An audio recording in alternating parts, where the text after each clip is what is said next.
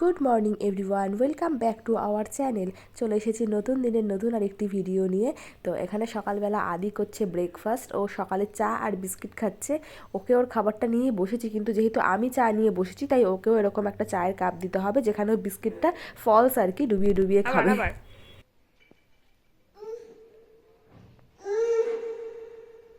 আবার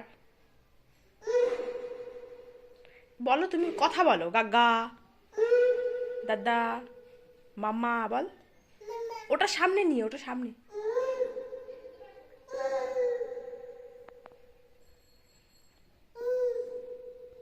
বল। মা বল, ওটাকে সামনে নিয়ে বল।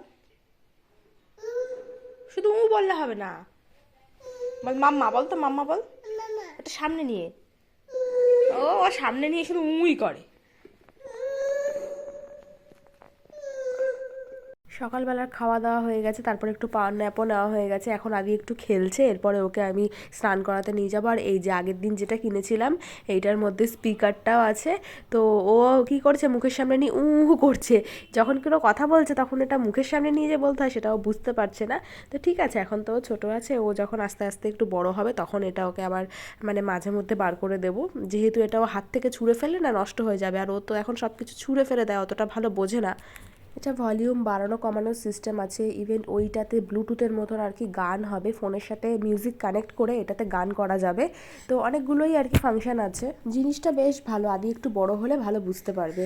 তো তারপরে আর ভিডিওটা কন্টিনিউ করা হয়নি। তো এখন চলে এসেছি একেবারে দুপুরবেলা, খাওয়া দাওয়া হয়ে গেছে। এখন ও অরেঞ্জ খাচ্ছে। প্রতিদিন এখন রোদ্দুরে বসে এরকমভাবে দুপুরবেলা আমি কমলা লেবু ছুলে দিই, ও একা একা খায়। তো এই যে খাচ্ছে এখানে বসে বসে। আজকে রোদ্দুর নেই।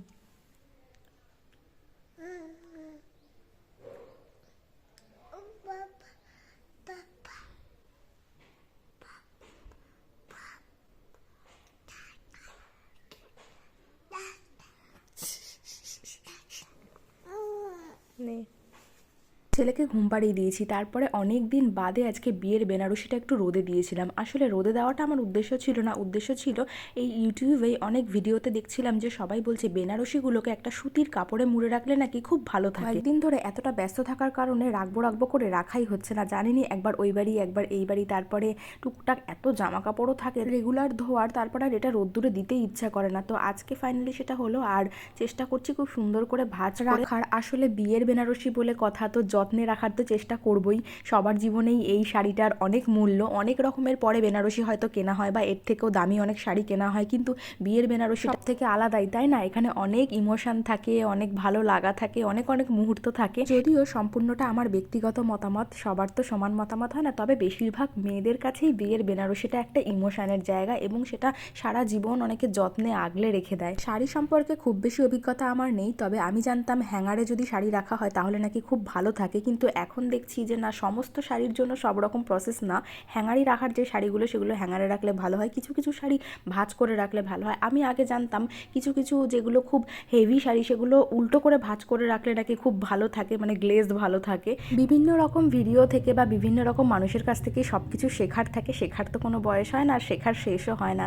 তো হয়ে গেছে আমার। তারপরে আমি একটু বেরিয়েছি। আসলে আদি তো ঘুমায়, তো এই টাইমটা 5:30 অবধি আমি মোটামুটি ফাঁকাই থাকি। তো ঘরে যা কাজকর্ম ছিল সব করে আমার কয়েকটা জিনিস কেনার ছিল, অনেক কিছু ফুরিয়ে গেছে, তাই জন্য মোড় সুপার মার্কেট এসেছি। আপনারা জানেনই আমি বিভিন্ন রকমের আদির খাবার, ড্রাই ফ্রুট সব আমি এই মোড় সুপার মার্কেট থেকেই কিনি। আর এখানে যদি আমি না পাই তো তাহলে আমি অনলাইন থেকে কিনি। তো দেখি কতটা কি পাই, তারপরে ঝটাপট বাড়ি চলে যেতে হবে আদি ওঠার আগে। এখন মোটামুটি 4টে মতো বাজে। এখানে আমি ঝটাপট করে একটু রেডি হচ্ছি, যাচ্ছি হচ্ছে গিয়ে সঞ্জিতদার বার্থডে। আজকের দিনটা সবাই আর কি মনে থাকে, 31 ডিসেম্বর সঞ্জিতদার বার্থডে। যে কোনো কারণেই হোক একটু সেলিব্রেট করা হয় ঘরোয়াভাবেই একেবারে। তো সেখানেই এই ফোন করে ডাকলো, তাই ঝটাপট রেডি হয়ে যাচ্ছি। আদি অলরেডি চলে গেছে। কি বলছিস? কাঁদবি না কিন্তু। বউ মেয়ে তো নিশ্চয়ই বাড়িতে আছে। পুরো সপরিবার না হলে আসে কেউ, দুজন দুজন করে।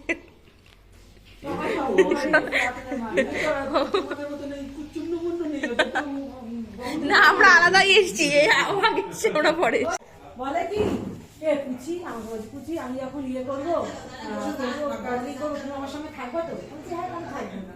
জীবন করবো আমাকে আমি গেছি তোমার বাড়িতে ঘুরতে, তুমি অনেক রকম রান্না করে দেবো, আমি খাবো। আর যত সুন্দর করে সাজিয়ে গুছিয়ে দেবো তত লোকে বেশি দেখ। দারুণ, হেভি হেভি রান্না রাখবোই না। ওটাকে আগেরবার হ্যাপি বার্থডে রিসেন্ট ইয়েতে দারুণ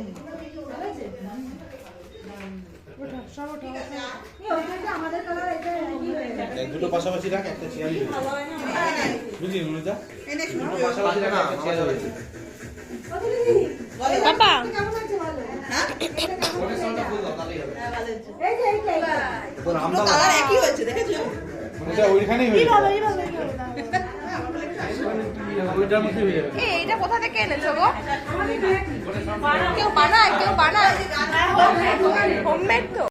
তো আমরা এখানে চলে এসেছি, আপনারা তো দেখলেনই, বেশ গল্প টল্প করছিলাম সবাই মিলে আর এদিকে কেকটাও এখন রেডি করা হচ্ছে। তো এখনই জাস্ট কেকটা কাটা হবে, কিন্তু একটাই প্রবলেম, সেটা হচ্ছে বেশি হাসাহাসি করলে আদি একেবারেই কেঁদে দিচ্ছে।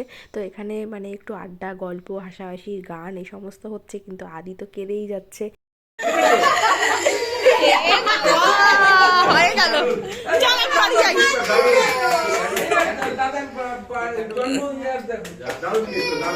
কে কাটবে কেক? কে কাটবে কেক? তুমি কেটেছো না ক্রিসমাসে? কেক কেটেছো না? এক বছর মোমবাতি নিয়ে এসছে। যখন সবাই খুব নর্মালভাবে গল্প করছে তখনও চুপচাপ বসে আছে বা কোনো অসুবিধা হচ্ছে না। যখনই সবাই একটু হাহা করে হেসে উঠছে বা কোনো কথা, সবসময় তো সেম ভয়েসেই কথা বলা যায় না, কখনো জোরে জোরে কোনো কেউ কথা বলে উঠছে, তখনই ও মানে কী হচ্ছে ফুপিয়ে ফুপিয়ে কাঁদছে, তারপরে জোরে কেঁদে দিচ্ছে। তো এখনই কেকটা কাটা হয়ে যাবে, তো কেকটা কেটেই আমরা চলে যাব, বেশিক্ষণ থাকতে পারবো না। যখন ছেলে অনেকটাই ছোট ছিল তখন এইরকমভাবে কেউ একটু জোরে কথা বললেই কাঁদতো, কিন্তু মাঝে সেটা পুরো মানে বন্ধ হয়ে গেছিলো। কি মাঝে ও এত বেরোতো বা ঘুরতাম আমরা বা সমস্ত অনুষ্ঠান অ্যাটেন্ড করতাম, তো সেক্ষেত্রে কিন্তু ও এরকম কাঁদতো না। তো এখন কেন জানি না আবার দেখছি হঠাৎ করে এরকম আজকে করলো, হয়তো বা এই একটা ছোট ঘরের মধ্যে এত লোকজন, এত গ্যাদারিং, এত চিৎকার হচ্ছে, তাই জন্যই হয়তো ব্যাপারটা ঠিক ও মানে নিতে পারেনি। তো দেখুন এবার এদিকে এরা নাচানাচিও করছে অল্প অল্প, আর আমিও খুব বেশি মানে গানটা দিতে পারছি না, কারণ কপিরাইট পড়ার ব্যাপার রয়েছে। তো এই জন্যই আবার একেবারে গান না দিলেও ঠিক কেমন লাগে, বোঝা যায় না যে কি এরকম পাগলের মতো নাচ করছে কেন।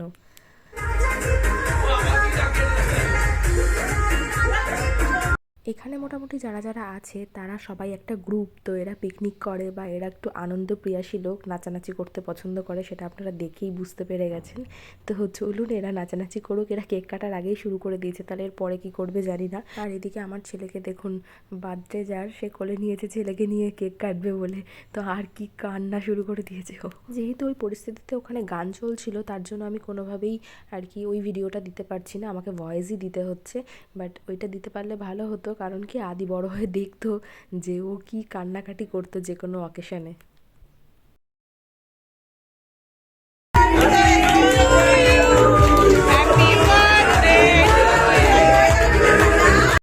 হয়ে গেল। তো কেক টেক কাটিংয়ের পর আমি বাড়ি চলে গেছি। তো এরপরে আমি আর ভিডিওটা কন্টিনিউ করতে পারিনি। এরপর যে খাওয়া দাওয়ার ব্যবস্থা হয়েছিল সেটা আমি যেহেতু আদির জন্য চলে গেছিলাম, ও এত কান্নাকাটি করছিল, তো আমার খাবারটা বাড়িতেই দিয়ে এসেছিলো। যে কোনো মানে বাড়িতে বা যে কোনো অনুষ্ঠানেই না বাচ্চারা এত কান্নাকাটি করলে না তাদের ভালো লাগে না আমার ভালো লাগে, তো তাই জন্য বেশিক্ষণ আর এখানে টাইম ওয়েস্ট করিনি, ব্যাস হয়ে গেছে, আমিও চলে এসেছি। এবার দেখুন বাড়িতে আসার পর আদি কি শুরু করেছে, ও অন্য জায়গাতে গিয়ে যতটা মানে কান্নাকাটি করে বাড়িতে ঠিক উল্টোটা। কেমন ছিল? না রে না, কর না রে না।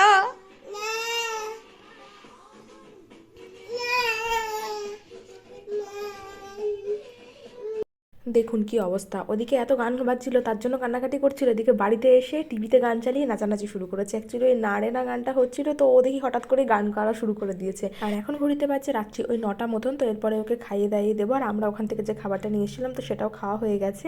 তো চলুন তাহলে এই ছিল আজকে আমার সারাদিনের ভিডিও, আর আজকের মতো তাহলে এখানেই ভিডিওটা শেষ করি। আপনারা সবাই ভালো থাকবেন, এতক্ষণ আমার ভিডিওটা দেখার জন্য আপনাদের অসংখ্য ধন্যবাদ। ভালো লাগলে একটা লাইক করে দেবেন।